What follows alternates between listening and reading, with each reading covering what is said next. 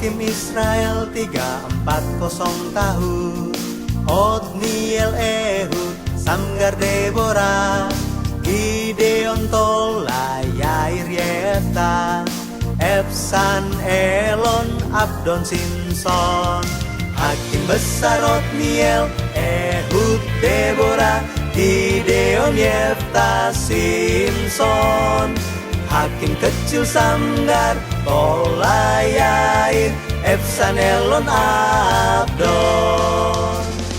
Rama, Gibea, Nobga, Gua, Adulam, Mispa di Moab, hutan Keret, Kehila, padang gurun Sif, padang gurun Maon, padang gurun Engedi, padang gurun Paran, Karmel, padang gurun Sif, Gad, Siklak, tempat perlindungan Daud.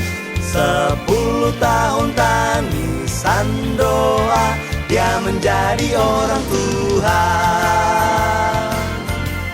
Daud menjadi orang Tuhan. Selamat pagi anak-anak, apa kabar semuanya? Apa kalian semua sehat-sehat saja? Saya percaya kalau kalian semua sehat-sehat ya, karna Bapa selalu memelihara dan menjaga anak-anak yang dikasihinya. Sebelum kita mendengarkan firman, mari kita satukan tangan kita, pejamkan mata dan berdoa. Allah Bapa yang di surga, kami sangat bersyukur atas kasih karunia-Mu hari ini. Kami dapat beribadah dan mendengarkan firman-Mu. Kami berdoa agar kasih setia-Mu tetap bersama dengan kami, walaupun kami semua sedang beribadah secara online. Kami berdoa agar kami dapat membuka telinga dan hati kami, agar kami bisa mendengarkan dengan penuh fokus dan firman-Mu dapat berbuah dalam kehidupan kami. Terima kasih Bapa, kami berdoa dalam nama Yesus dengan penuh rasa syukur. Amin. Anak-anak, minggu lalu kita sudah belajar bagaimana Yesus bersyukur dalam situasi apapun kan? Lalu bagaimana dengan kita sendiri? Apakah kita sudah bersyukur? Hari ini, kita akan belajar bagaimana kita juga harus bersyukur dalam hidup kita ya. Mari kita baca bersama-sama ayat bacaan kita hari ini. Lukas 17 ayat 11 sampai 19. 1, 2, 3. Dalam perjalanannya ke Yerusalem, Yesus menyusur perbatasan Samaria dan Galilea. Ketika ia memasuki suatu desa, datanglah 10 orang kusta menemui dia. Mereka tinggal berdiri agak jauh dan berteriak, "Yesus, Guru, kasihanilah kami." Lalu ia memandang mereka dan berkata, "Pergilah, perlihatkanlah dirimu kepada imam-imam." Dan sementara mereka di tengah jalan, mereka menjadi tahir. Seorang dari mereka, ketika melihat bahwa ia telah sembuh, kembali sambil memuliakan Allah dengan suara nyaring, lalu tersungkur depan kaki Yesus dan mengucap syukur kepadanya. Orang itu adalah seorang Samaria. Lalu Yesus berkata, "Bukankah ke-10 orang tadi semuanya telah menjadi tahir? Di manakah yang 9 orang itu? Tidak adakah di antara mereka yang kembali untuk memuliakan Allah selain daripada orang asing ini?" Lalu ia berkata kepada orang itu, "Berdirilah dan pergilah, imanmu telah menyelamatkan engkau." Ada yang udah pernah dengar cerita dari ayat bacaan kita hari ini? Pada perjalanan Yesus ke Yerusalem, Yesus berjalan di sepanjang perbatasan antara Samaria dan Galilea.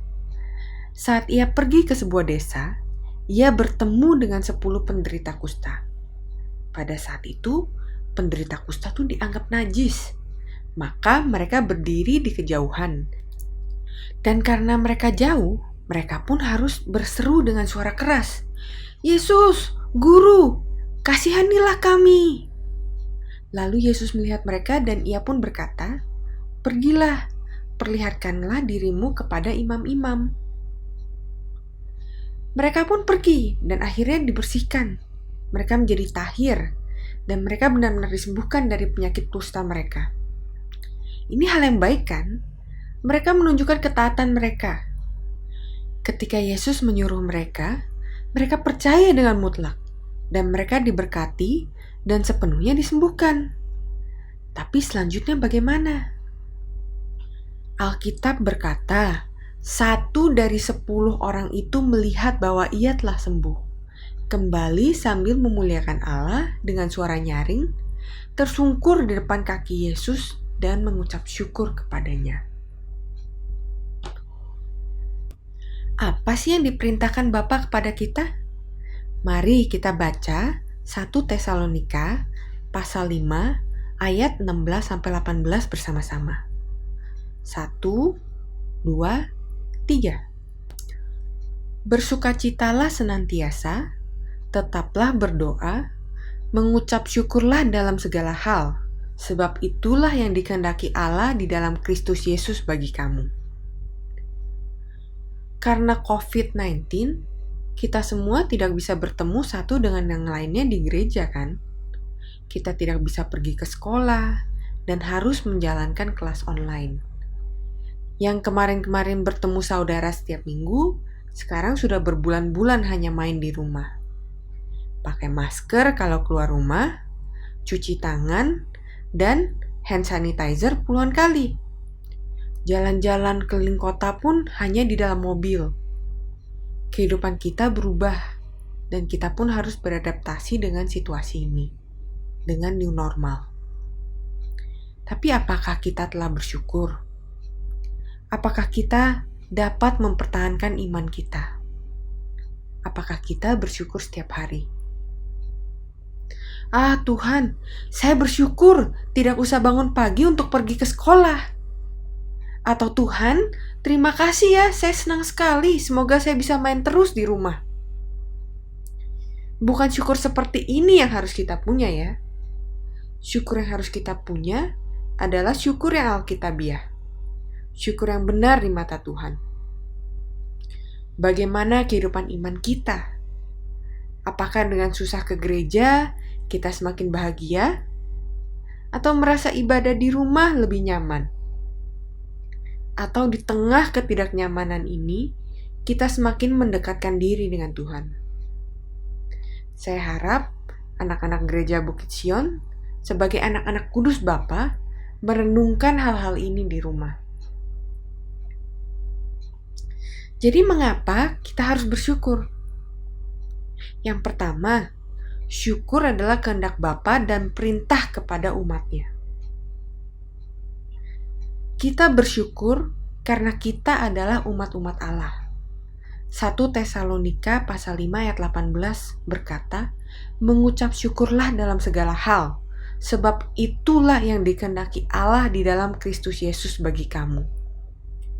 Kita dapat beribadah kepada Bapa karena kita adalah umat-umatnya. Dan di dalam ibadah haruslah ada syukur. Yang kedua, syukur adalah inti dari ibadah. Syukur ada di dalam setiap bagian dari pekerjaan keselamatan dan penebusan Allah. Ibadah pun merupakan syukur yang diwujudkan dalam bentuk ritual yang teratur. Ibadah adalah syukur dalam bentuk kebaktian, puji-pujian adalah syukur dalam irama. Persembahan diberikan untuk menunjukkan rasa syukur kita. Jadi setiap bagian dari ibadah adalah tentang syukur. Dan bukan hanya pada hari Thanksgiving saja kita bersyukur. Tapi setiap ibadah harus ada rasa syukur. Tanpa syukur, ibadah itu kosong. Puji-pujian tanpa syukur hanyalah lagu biasa. Ibadah tanpa syukur hanyalah perkumpulan orang-orang. Dan Allah tidak menganggap itu ibadah yang sebenarnya. Karena saat kita bersyukurlah, kita mengakui kedaulatan Allah. Dan kita bersyukur kepada Allah setiap saat. Bukan hanya pada saat kita senang saja, tapi juga pada saat kita sedang kesusahan. In joy and in sorrow, in gladness and in difficulties. Yang ketiga, syukur dan pujian adalah kekuatan dari kemenangan. Saat kita bersyukur, Allah akan mengirimkan malaikat dan seluruh isi langit untuk melindungi kita dan memberikan kemenangan bagi kita dalam segala hal.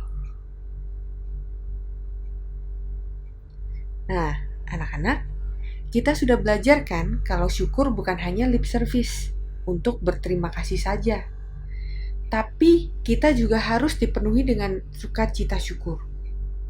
Jika kita memiliki syukur yang tulus, maka kata-kata kita pun harus mencerminkan hal tersebut. Namun dalam hidup, berapa sering kata-kata yang keluar dari mulut kita adalah keluhan, komplain, ngedumel. Saat mama atau papa suruh bangun pagi, saat harus bikin PR dan belajar, dan gak dikasih main iPad atau HP, saat disuruh bantu beres-beres, saat rebutan main game dengan adik, dengan koko, dengan cici. Kita harus belajar dan melatih diri kita untuk bersyukur setiap hari. Dari mulut kita dan juga hati kita. Agar kita bisa dengan tulus bersyukur kepada Allah. Dan Allah tidak bisa mengelak untuk memberkati kita dan melindungi kita. Pada akhirnya, hanya 1 dari 10 orang kusta yang disembuhkan oleh Yesus yang memiliki syukur. Orang yang bersyukur kepada Allah adalah milik Allah. Di kejadian ini, Yesus mendefinisikan ulang siapa yang menjadi milik Allah. Milik Allah adalah orang yang bersyukur, dan itu adalah orang Samaria, bukan 9 orang Yahudi yang merupakan bangsa pilihan Allah pada saat itu. Jadi, jika kita adalah milik Allah, maka secara natural kita pun akan bersyukur. Ke-10 orang itu memiliki persamaan. Mereka semua memiliki penyakit kusta. Bagi orang Yahudi, kusta merupakan akibat dari dosa. Mereka semua berdosa dan mendapatkan kutuk yang sama. Dan ke-10 orang itu pun semuanya disembuhkan oleh Yesus. Tapi hanya 1 orang yang bersyukur. Kita semua telah diberkati oleh Yesus di kayu salib. Tapi berkat itu akan terus memberkati kita hingga kerajaan surga ketika kita bersyukur kepadanya. Kesimpulan, syukur adalah kode rahasia untuk membuka pintu berkat. Kita sudah belajar minggu lalu kalau Yesus selalu mengucapkan syukur sebelum melakukan keajaiban. Ini adalah kode rahasia yang Yesus coba ajarkan kepada kita. Dan percayalah, saat kita bersyukur kepada Allah, Ia akan memberikan berkat surga kepada kita semua. Saya percaya kalau anak-anak sekolah minggu adalah anak-anak yang selalu bersyukur kepada Bapa. Mari kita berdoa. Allah Bapa yang penuh kasih, kami bersyukur karena Engkau telah memberikan firman-Mu pada kami hari ini. Kami berdoa, Bapa, dalam pimpinan-Mu, kami bisa menjadi anak-anak-Mu yang penuh syukur. Tolong bantu kami agar hati dan mulut kami hanya dipenuhi oleh puji-pujian dan syukur padamu. Bantu kami agar kami bisa menjalankan perintah-Mu untuk saling mengasihi saudara-saudara kami. Kami bersyukur dan kami menyerahkan seluruh ibadah hari ini ke dalam tangan-Mu. Di dalam nama Yesus kami berdoa. Amin. Bapa kami yang di surga, dikuduskanlah namamu, datanglah kerajaanmu, jadilah kehendakmu, di bumi seperti di surga. Berikanlah kami pada hari ini makanan kami yang secukupnya, dan ampunilah kami akan kesalahan kami, seperti kami juga mengampuni orang yang bersalah kepada kami. Dan janganlah membawa kami ke dalam pencobaan, tetapi lepaskanlah kami daripada yang jahat, karena Engkaulah yang mempunyai kerajaan, dan kuasa, dan kemuliaan, sampai selama-lamanya. Amin.